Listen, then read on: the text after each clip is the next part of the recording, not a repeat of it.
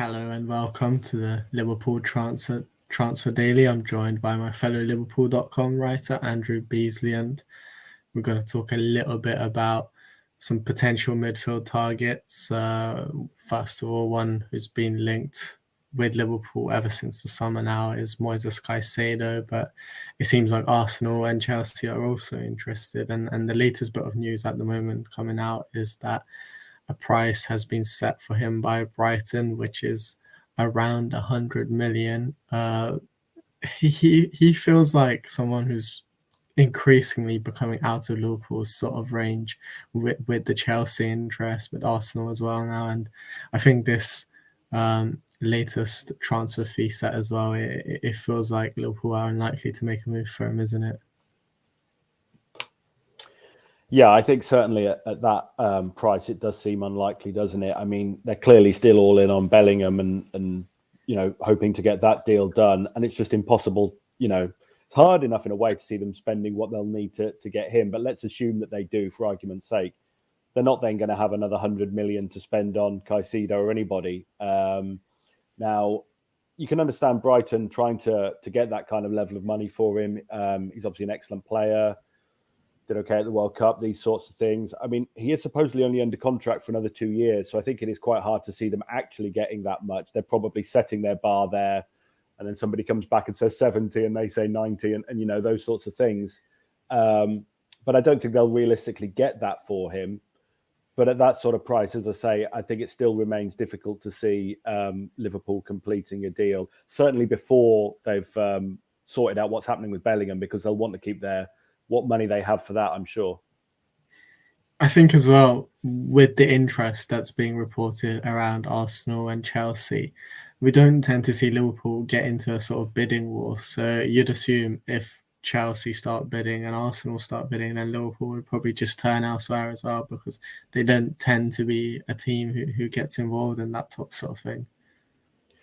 No, it's sort of hard to recall an instance when they have. I mean, obviously you do get, rumours about multiple teams interested in almost every player, but a sort of public bidding war, it doesn't really feel like their style. Now, obviously, things are changing with obviously the people who are leaving in the background at the club and the sort of changes there and stuff like that. So I suppose any kind of change in policy can't be ruled out at this point. But no, it doesn't sort of feel like their style. Liverpool are more tend to sort of like announce players as signing or, news breaking that they're interested and they've signed a day later. I mean, everybody thought Gakpo was most likely going to Manchester United. And then before we know it, he's signed and he's playing for Liverpool and things like that. So, sort of long protracted things like that. For certain players, they obviously think it's worth it. But I mean, even with Van Dijk, when they waited, it took a long time, but it didn't sort of feel like anyone was realistically in for him. I mean, there was that sort of famous tweet that went viral from a Manchester City account saying he would be going in as like third choice at City or whatever.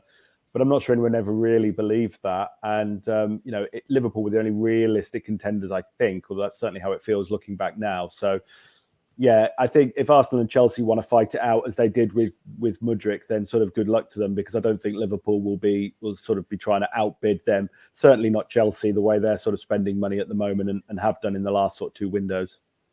I mean, I think one thing is for certain, though, if that is the case, Tony Bloom will be rubbing his hands at Brighton, because that's exactly what you would want right now for one of your prized assets. And looking at that Mudryk deal as well, that was around 100 million euros, so similar sort of price range as well. So, yeah, it would be. What do you make of all this spending from Liverpool's rivals?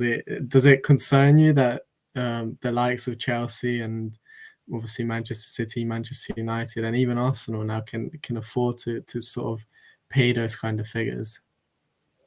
Yeah, I mean, it concerns me to an extent. I mean, obviously, we're sort of used to Manchester City being able to spend pretty much whatever they want.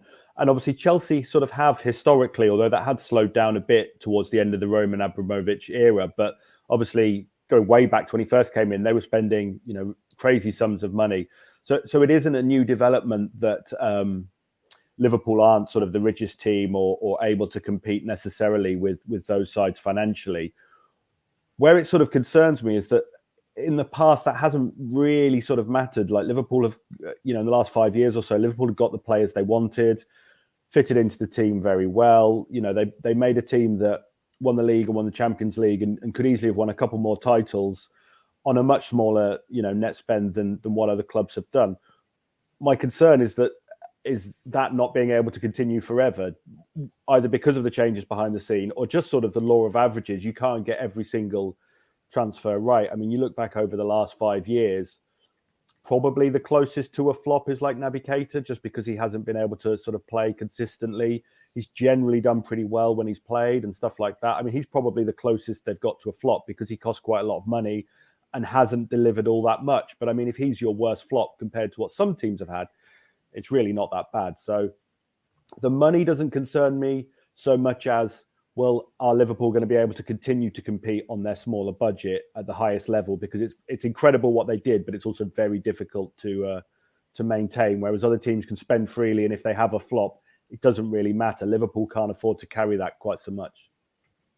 I suppose the alternative to that is the example of Brighton, who sort of invested smartly. They haven't paid a lot of money for the likes of McAllister, Mitoma, Caicedo, and they're getting the best out of them. And it seems like they've made the transition to the Premier League really well. I mean, I know all of those have had loans elsewhere to sort of bridge the gap between wherever they were signed from. But it's an interesting model, isn't it?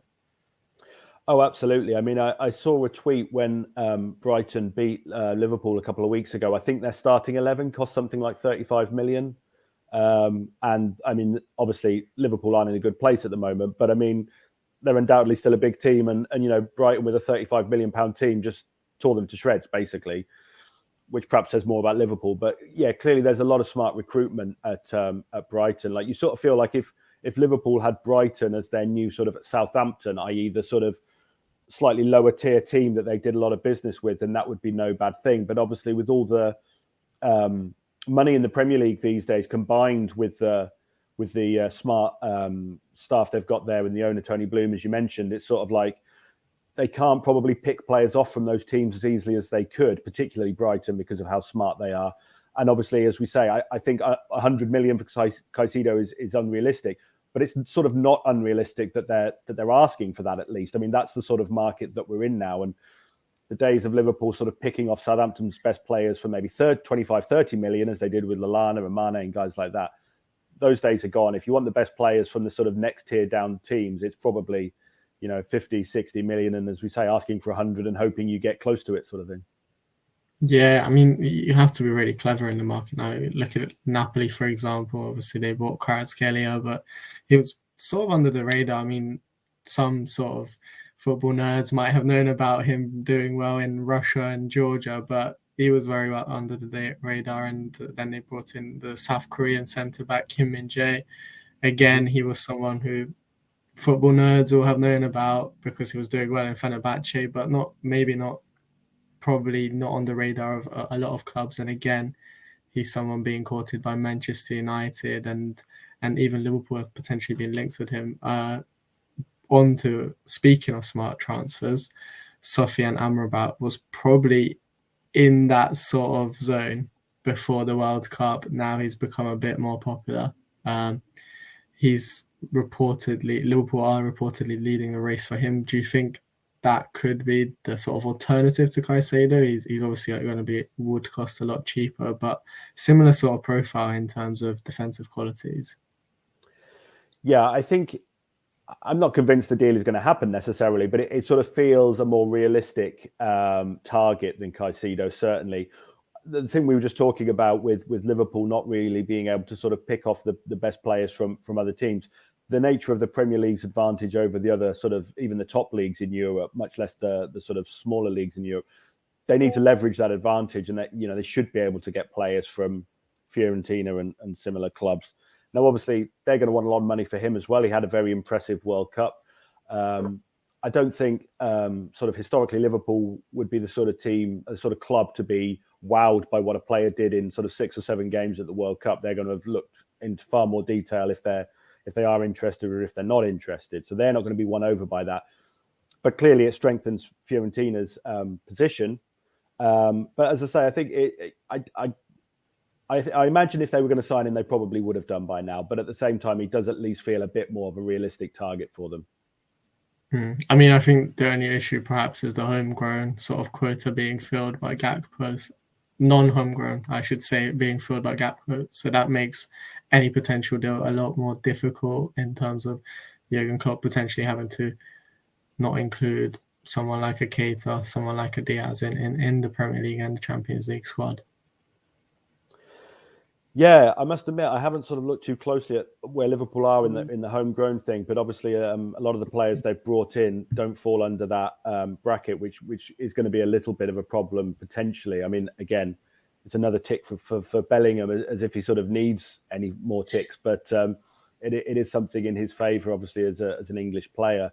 Yeah, I mean, it's another factor that you sort of don't think about. Obviously, your main concern is, well, what's the transfer fee? What's the salary and stuff? But the composition of the squad in that regard is an important factor, and it shouldn't be overlooked. So, you know, these guys that we're talking about, Amrabat or whatever, wouldn't fit. And then who do you go? I mean, obviously, if Keita leaves this summer, as looks likely, I guess that frees up a spot and stuff like that. But yeah, it's another factor. They may not want to bring any more overseas players until the summer, when they know which of their current crop are sort of moving on and leaving the club.